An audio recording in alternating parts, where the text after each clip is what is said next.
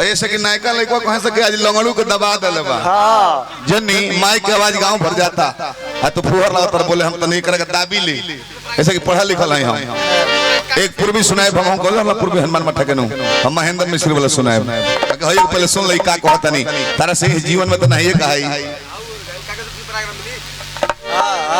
फरमाइश के कलर लगा कागज के फूल से पराग नहीं मिली। अच्छा देखा जाला का करम पुरान गाना के फरमाइश सब के फरमाइश नहीं हो पूरा करब तो दिक्कत हो जाई अगर देखा तन कौन जे का कहता नहीं हम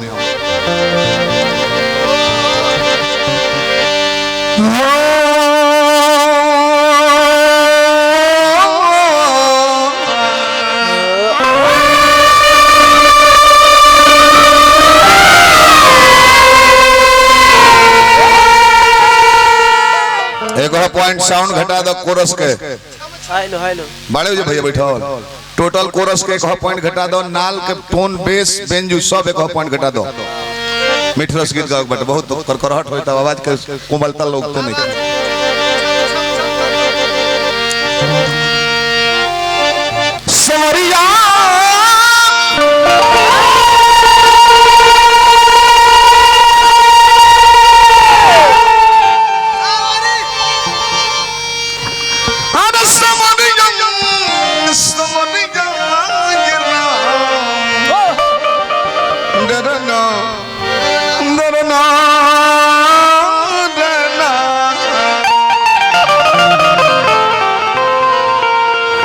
कुल कहाई कहा तरफ भरोसा में बैठ गईले बैठियो गईले ए गांव का पुरनका मुखिया जी जौन हो खब ताना मुखिया जी में पूर्व लागल बा भले बाकी जे नया मुखिया होई उ जाई तो प्रणाम करी कि हमर सीनियर बनी हमर गार्जियन जस बनी भरत शर्मा देखो बेहाया के गाछ ढेर हो गइल बा तो इसका मतलब ये नहीं कि सखुआ का शीशो का मार्केट खराब हो गया है मीना बाजार गांव गाई खुल गइल बा तो इसका ये मतलब नहीं है कि सुनार भाई लोग बैठे रहते हैं आप अच्छाई की तरफ बढ़िए आपके साथ मैं भी गंदगी में जाता हूँ मेरा इमेज दूसरा है पब्लिक में लोग जानते हैं कि पढ़ा लिखा व्यास है और आपके साथ मुझे फुहरप्पन पे उतर जाना पड़ता है थोड़ा शर्म कीजिए इस बात को लेकर जितनी महिलाएं यहाँ जुटी हुई थी दूसरे जिले में प्रोग्राम में उतने मर्द लोग नहीं जुड़ते हैं सुनता जितनी औरत समाई थी क्या कह के जाएगी हमको आपको कि मारा दोनों के दोनों कुत्ते जुटल हैं सनतिया बात नतियन के तरह बुझाते नहीं तरह के समझाले पर मान तरह तुम नहीं को मानो शर्मा जी कहलर ले छम छम छम पते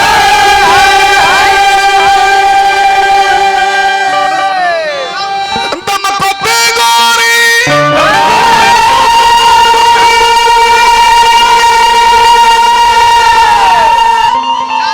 चांद के काही लजावत जालू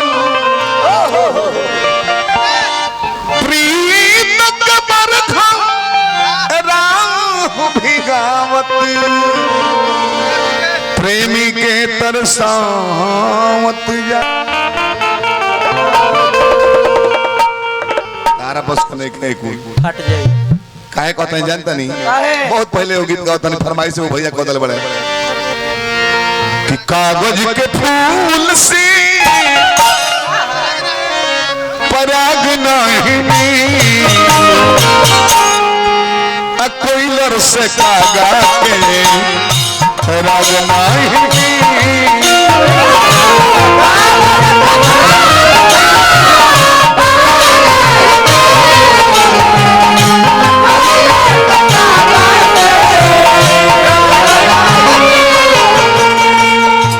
कागज के फूल से पराग नहीं कागज के फूल से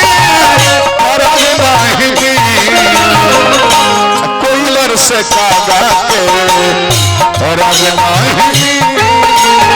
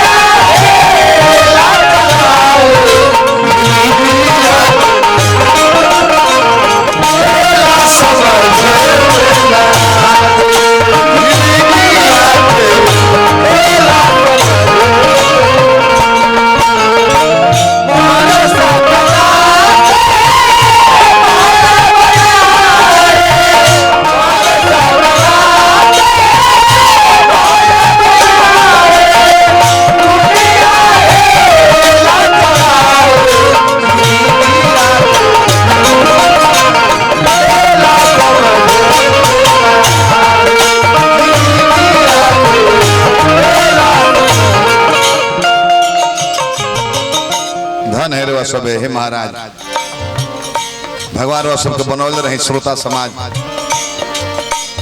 गावे बजावे के मन ना करी तबो रो सब हुलास भर दिले भीतर से बाढ़ आवेला नु त गंगा जी द्वार पर ले आजरी चाचा तब बुझाला कि गड़हियो गुड़हा जान जाए कि गंगा जी हो गइल बा लेकिन फिर बाढ़ के सीजन होती गड़हा गुड़ही चिन्हा जाए आ गंगा माई कहां बड़ी चिन्हा जाए गड़हा गुड़ही पानी नहीं गंगा जी का धार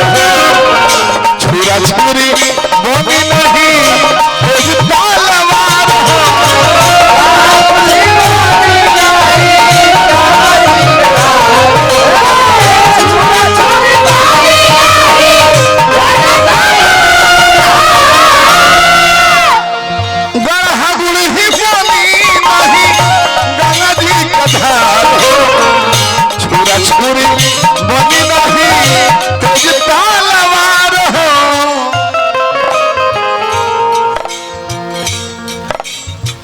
ग्राम बघवार के बिंदेश्वर सिंह जी अपना गाड़ी के पास जाएं राजेंद्र सिंह इंतजार कर रहे हैं कुशवार वाला नेता तो ढेरे बड़े बाकी महात्मा गांधी कुर्ता ना पहनले कि हमारे भारत के जब सभी लोग वस्त्र नहीं पहन लेंगे तब तक मैं वस्त्र नहीं धारण करूंगा धोती गंजी उघारा हूं तो देख लिया लक्ष्मी जी के ऊपर उनको फिगर रहता है महानता करबो तो महानता का तरह के दुनिया लेके चल जाई शैतानता करबो 2 करोड़ चला रहे हैं आसाराम बापू के कमले जब लोग जानल के चरित्रवान है जब उसका चरित्र का पता चल गया कि घटिया है तो जिसको हम देखे दिल्ली करोल बाग 99 में 22 साल पहले एसपी डीएम सष्टांग दंडवत करके पीछे होके जाते थे घूम के नहीं जाना है जैसे मंदिर से निकलते हैं रोहन बिगड़ गई उहे देह उहे चेहरा सिपाही लोग घिसिया के जेल में डाल दिया स्वभाव बनाए कुंवर जी धन चला जाएगा कोई बात नहीं है दूसरे की नजर से गिर जाइएगा कोई बात नहीं है लेकिन जिस दिन अपने नजर से गिर जाइएगा फिर कभी उठिएगा नहीं जीवन पिला जाइएगा रुपया और राजे फिर कमा लेबो संहत और राजे फिर कमा लेबो लेकिन चरित्र गिर जाए तहार तो जीवन में को बने कमा सकते जय पुरानिया भइले ध्यान दो गाधी और नेहरू जोश अनुराग नहीं गाधी और नेहरू जोश अनुराग नहीं कोयलर से कागा के राग नहीं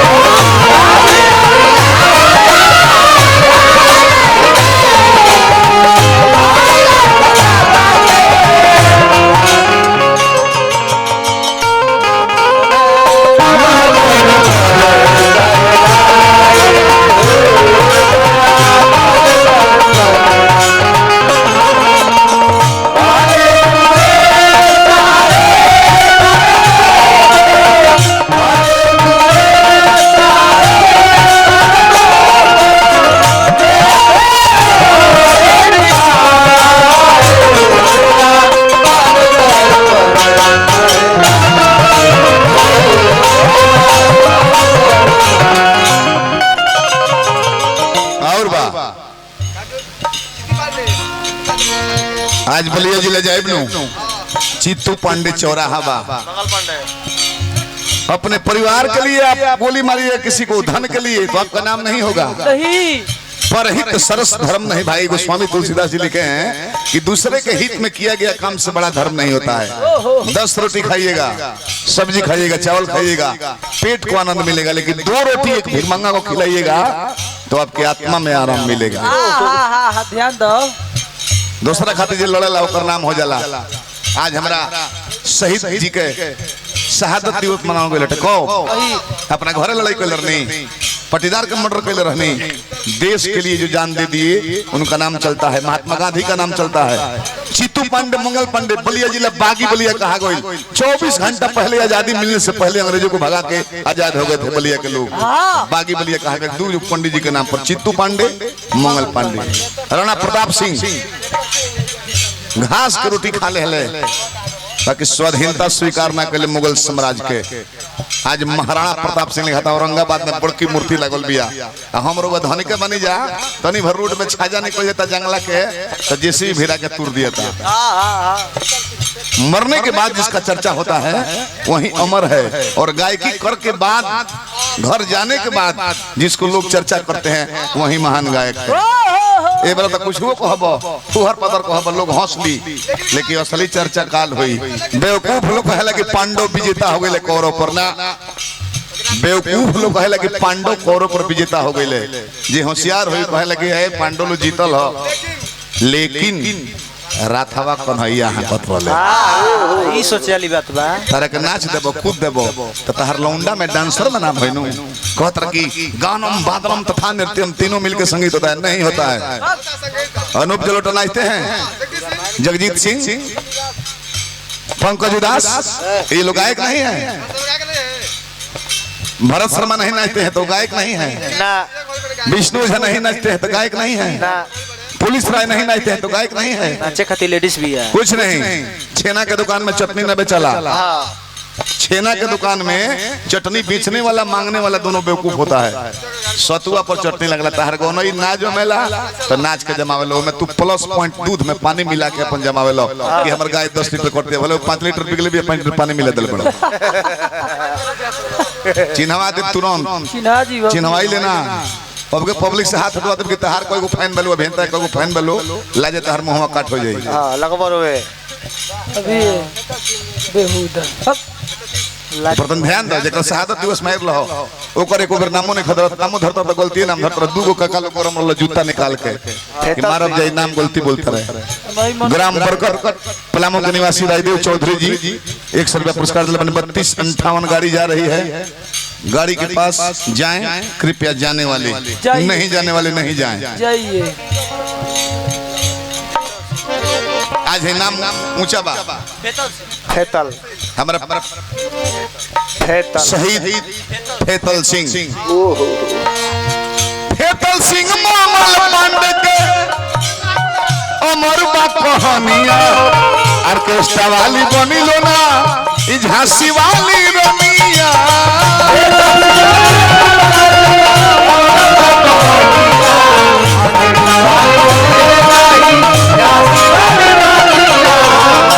ग्राम पंचायत दुधवल के मुखिया प्रत्याशी बनी अरुण सिंह जी भैया की तरफ से 100 रुपया पुरस्कार आयल। हार्दिक प्रणाम करते हैं। जब पद प्रतिष्ठा बना रहे मुखिया जी पद प्रतिष्ठा में लेके अपन जनता के राज भगवाई केहू राज में दुखिया मत रहे। बार बार प्रणाम। जय जय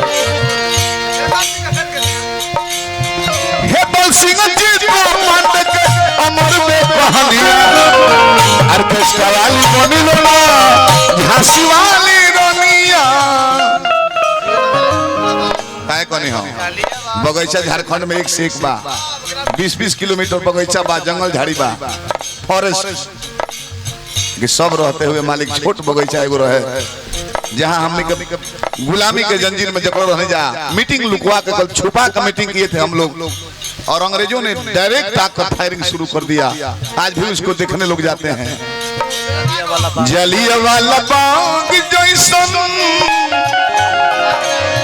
बाग नहीं मिली, जलियांवाला बाग जैसन बाग नहीं मिली, कोई लड़ से कागा के रग नहीं मिली।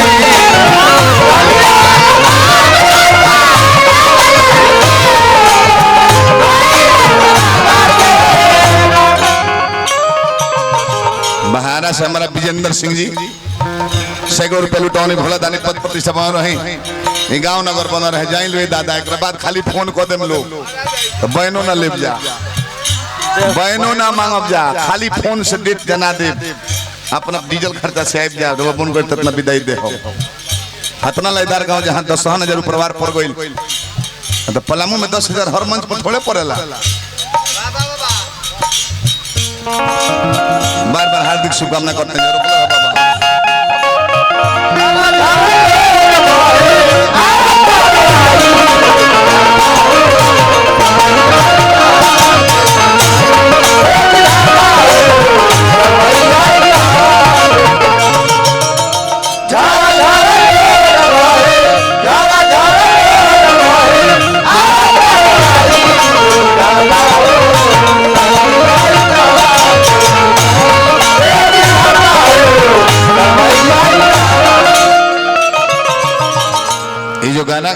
इस गाना को सोचिएगा ना तो भजन भी है, कंपटीशन का भी गाना है, देशभक्ति का भी गाना है, ये हर चीज में चला जाएगा। ये गाना ऐसा है कि जरूर जरूर जरूर पूरा करो फरमाइश। और बात रुपया पैसा क्या है मालिक? रुपया पैसा जिंदगी के लिए बहुत कुछ है, लेकिन जिंदगी के लिए सब कुछ नहीं है। नहीं नहीं केहू 1 करोड़ रुपया मांगे तो हम दे दे, हमारे को ठीक होई ना होई। बदसूरत बाड़ो और वो रुपया खर्चा कर बदसूरत किन लेबो। 200 रुपया में जिस्म खरीदा जाई, जहाँ पे जिस्म का धंधा होता है कलकत्ता सोनागाछी, लेकिन और वो रुपया देकर भी किसी गरीब के बेटी का भी आप मोहब्बत नहीं खरीद सकते हैं, क्योंकि दिल का लगाव होता है। तारा निमन बातें को बोले लूर में क्या फुहर का और लेकर भाग जाता। रुपया से तो सत रजाई अपने रुपया दे के नींबू छोड़ना की नाई।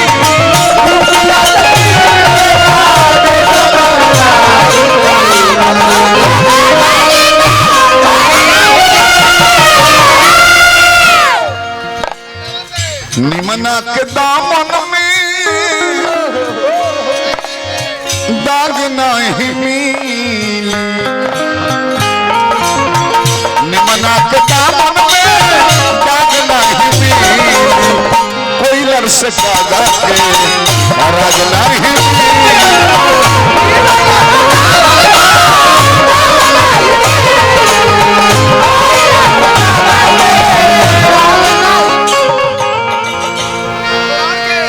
राम के रावण के राशि के हो। अरविंद सिंह अभियंता, अजहरदीन, अटल बिहारी वाजपेयी, अजय देवगन हीरो, अमृत बाबू, हमने के राशि के बाद राशि फल निकला तब एक में सबको ना नक्षत्र के 200 जाला। अनिकेत के भी राशि हुए हो, एगो मारल एगो मरवावल। राम मरल है, रावण मरा गए, राशि एक बाद। कृष्ण मरल है, कंस मरा गए, राशि एक बाद। डॉक्टर के डाकू का राशि एक होला मालिक। डॉक्टर और डाकू का राशि एक ही है, दोनों फाड़ता है, लेकिन डॉक्टर फाड़ेगा तो आपके अंदर की बीमारी बाहर कर देगा, और डाकू फाड़ दी तो डॉक्टर साहब कहेंगे सदा के लिए मुर्घटिया में बेड रेस्ट कराया जाए। चलिए जहाँ मुर्दा घाट है, चलिए कोमा में। राम और रावण के एक बात राशि, एगो देला मुक्ति एगो दे देला फांसी।